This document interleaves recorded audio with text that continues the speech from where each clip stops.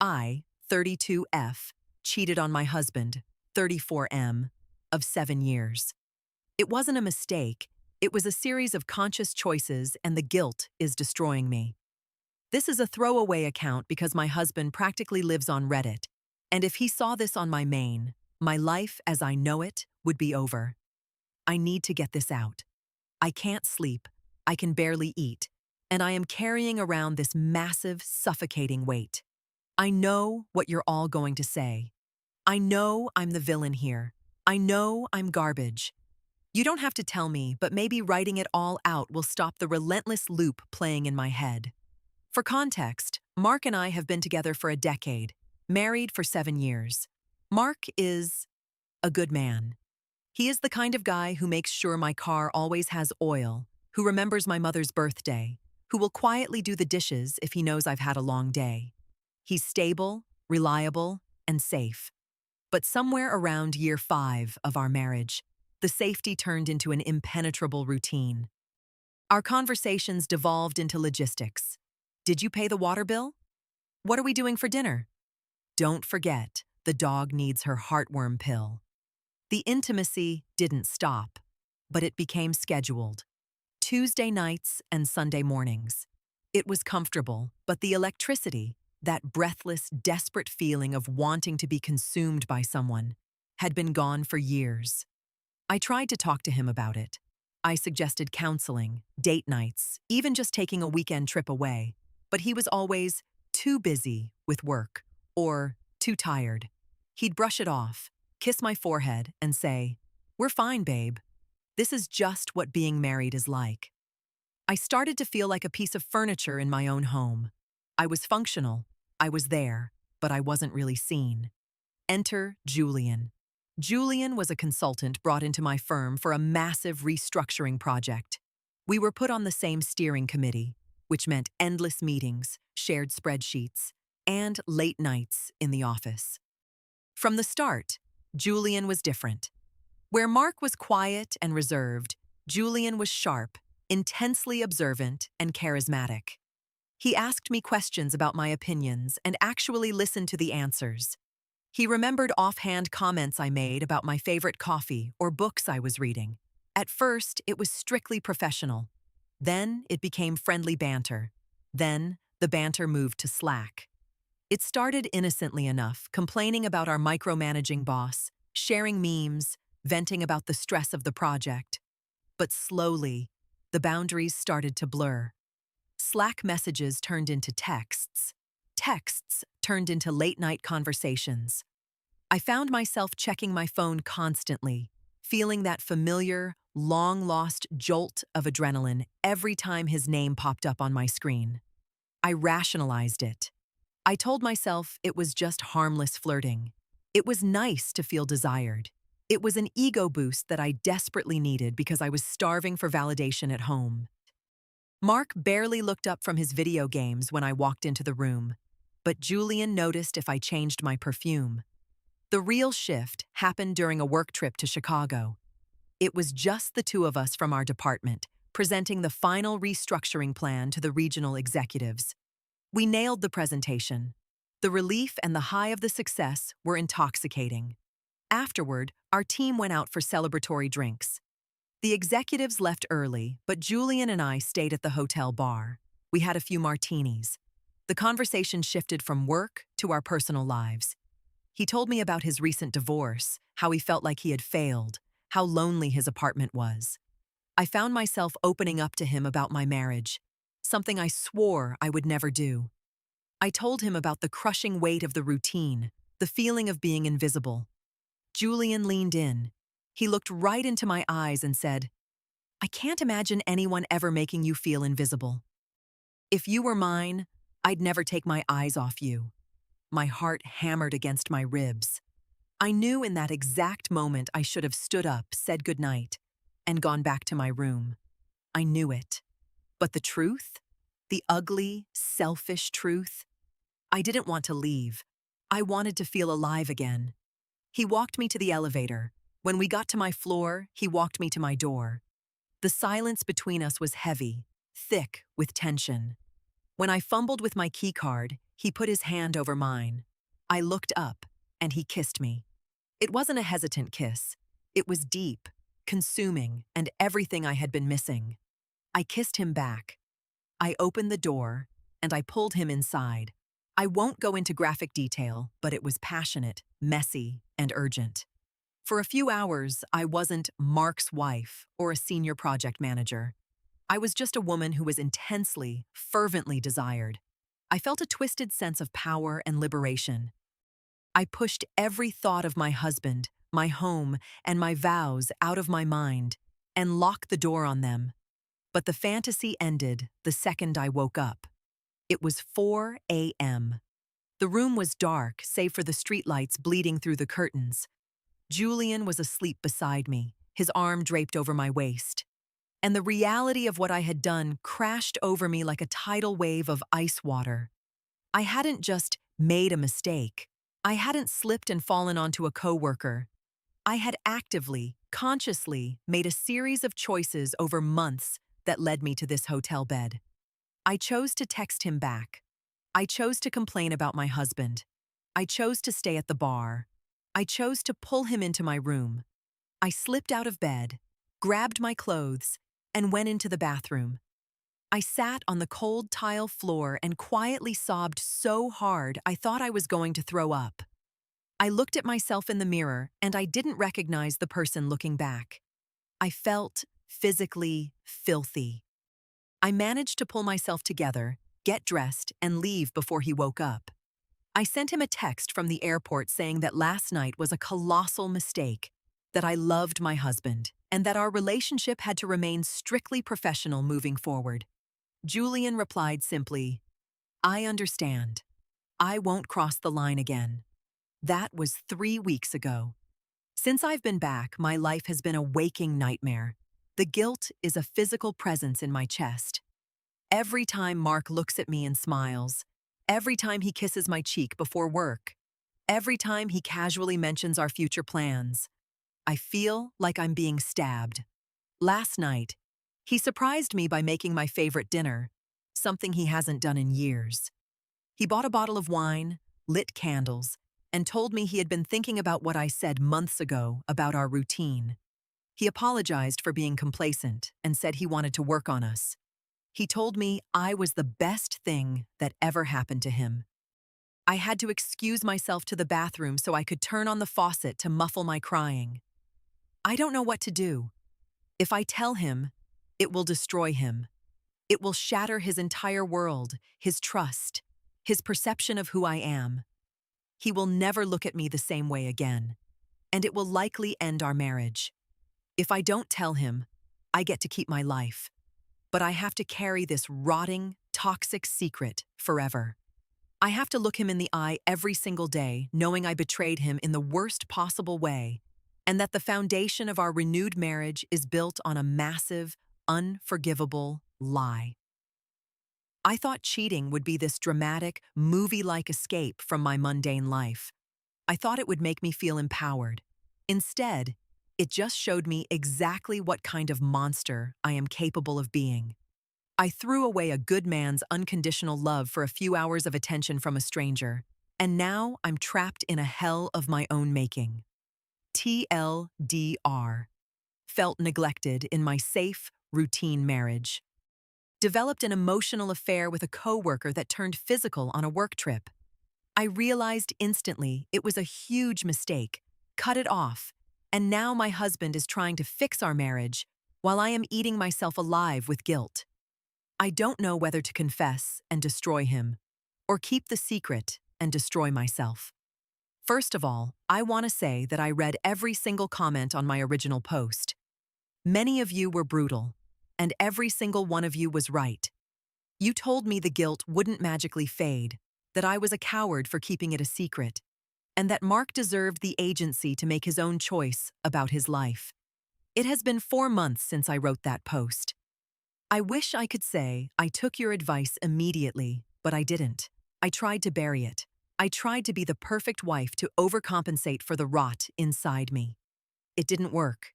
Here is what happened. The pressure cooker. Going back to the office after Chicago was an exercise in psychological torture. The restructuring project Julian and I were assigned to wasn't finished. We were tasked with a massive overhaul of the company's enterprise resource planning, which specifically meant dismantling years of outdated, heavily guarded departmental data silos. It required intense collaboration. I had to sit across from the man I blew up my moral compass for, pretending our biggest concern was migrating the legacy CRM systems. Julian kept his word. He was strictly professional, never bringing up Chicago. But every time he handed me a project folder or spoke in a meeting, my stomach would violently drop. Home was even worse. Mark had completely shifted gears. It was as if he had taken a crash course in organizational management and team-building strategies, but applied them directly to our marriage. He started initiating deep conversations, asking for feedback on how he was doing as a partner, and actively trying to break down the communication barriers we had built over the years. He was trying so incredibly hard to fix a crack in our foundation, completely unaware that I had already taken a sledgehammer to the entire house. Every time he held my hand or thanked me for being his rock, I felt physically ill. I started dropping weight. I couldn't sleep. My hair started thinning. The secret was literally making me sick. The breaking point. The inevitable happened last Tuesday. It wasn't our anniversary or a special holiday. It was just a regular rainy Tuesday evening. I came home from a brutally long day of finalizing the new software rollout. Mark was in the kitchen. He had made my favorite roasted chicken, poured me a glass of wine, and set it on the counter. As I walked in, he turned around, smiled that warm, safe smile of his, and handed me a small, wrapped box. "Just because," he said. I opened it. It was a beautiful, delicate silver necklace with a tiny compass pendant. "I know the last few years I got lost in my own world and neglected you," he said quietly, looking me right in the eyes. "I just wanted to give you something to show you that I've found my way back. You're my true north." I froze. The wine glass in my hand started shaking. I looked at the necklace, then at Mark, this incredibly decent man who was pouring his heart out to a ghost. The suffocating weight I had been carrying for months suddenly expanded in my chest, until I couldn't breathe. I set the box down on the granite counter. The sound felt deafening. "I can't take this," I whispered. Mark looked confused, his smile faltering. "What? Do you not like it? We can return it." "No, Mark. I can't take it. I can't do this anymore." The words started spilling out of me, jagged and unstoppable. "I am not your true north. I'm a liar. I cheated on you." The fallout. I expected him to yell. I expected him to throw the wine glass against the wall, to call me the names I had been calling myself in the mirror for months. He didn't do any of that. All the color drained from his face. He took a step back, putting physical distance between us as if I had suddenly become radioactive. The silence that filled our kitchen was the heaviest, most terrifying sound I have ever experienced. "When?" was all he asked. His voice didn't even sound like him. It sounded hollow. I told him. I didn't give him graphic details, but I gave him the timeline. I told him about the late-night texts, the emotional affair, and the night in Chicago. I didn't try to justify it. I didn't blame our routine or his previous complacency. I took full ownership of the monstrous choices I had made. When I finished, I was hyperventilating, tears streaming down my face, begging him to say something. He looked at the necklace on the counter, then at me. "I spent the last 4 months thinking I was the bad guy," he said, his voice cracking. "I spent every day trying to figure out how to be a better husband to someone who had already thrown me away." He walked past me, went into our bedroom, and locked the door. I sat on the floor of the hallway all night, listening to the muffled sounds of him packing a suitcase. He left the next morning before the sun came up. He is staying at his brother's house. The reality. It has been 5 days since he left. The house is agonizingly quiet. I transferred off the restructuring project at work, taking a demotion to a different department to get away from Julian and the daily reminders of my betrayal. Mark texted me yesterday. Just logistics. He told me he will be retaining a lawyer and that all communication should go through them moving forward. He doesn't want counseling. He doesn't want closure. He just wants out. I got exactly what I deserved. I blew up a beautiful, stable life for a momentary illusion of power and excitement. If there is anyone reading this who is in the harmless flirting stage with a coworker or feeling neglected in their marriage and looking outward, stop. Look at my life. I am sitting alone in a quiet house, staring at a silver compass on the counter, knowing that I am the one who completely destroyed my own world. There is no fairy tale ending here. Just the agonizing reality of living with the choices I made. It has been nearly 2 years since my last update. I've aged a decade in that time. I'm writing this because I still get random direct messages from people who stumble across my old posts, usually people who are standing on the edge of the same cliff I jumped off, asking if Mark and I ever worked it out. The short answer is no. We didn't. When you blow up your life, you expect explosions. You expect screaming matches in the rain, dramatic speeches, and shattering glass. But the death of a marriage isn't loud. It's incredibly, devastatingly quiet. It is measured in emails from lawyers, the sterile sorting of financial assets, and the slow erasure of a shared history. Here is how it all finally ended. The mechanics of a broken marriage. The divorce process was brutal purely because of how clinical it was. Mark stuck to his word. He communicated only through his attorney. I didn't contest anything. I surrendered my equity in our house, took only the money from my personal accounts, and let him keep the dog. It was the absolute least I could do. I felt that if I made the logistical side of the divorce as painless as possible, it might somehow atone for the emotional devastation.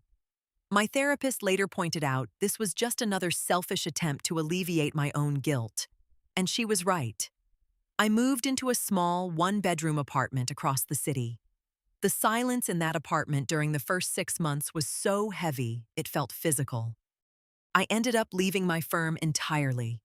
The demotion I took didn't stop the whispers, and seeing Julian's name pop up on company-wide emails made my skin crawl. I got a new job at a smaller agency. It pays less, but the clean slate was necessary for my survival. Facing the mirror.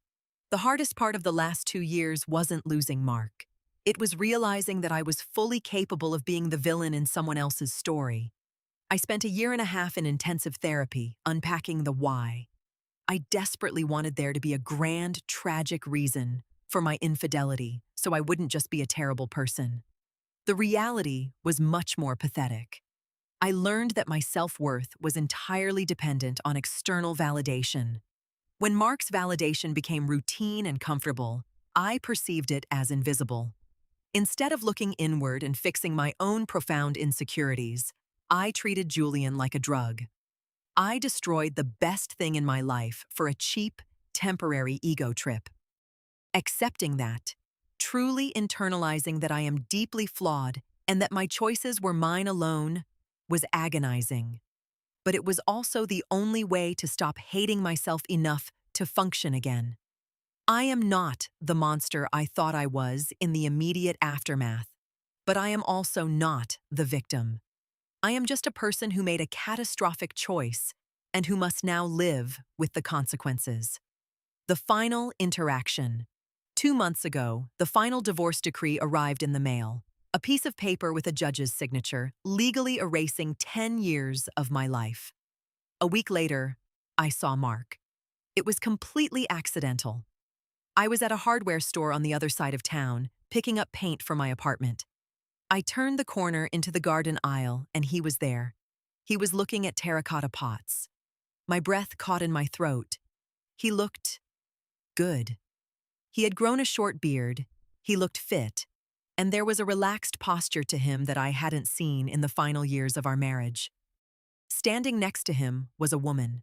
She had kind eyes, curly brown hair, and she was laughing at something he had just said. He was looking at her the way he used to look at me when we were in our 20s. He glanced up and saw me. Time stopped. I expected a flash of anger or pain or even just awkwardness, but what I saw in his eyes was worse than any of that. It was indifference. He didn't glare, he didn't flinch. He just gave me a very brief, polite, tight-lipped nod. The exact kind of nod you give a stranger when you accidentally block their path in a grocery store.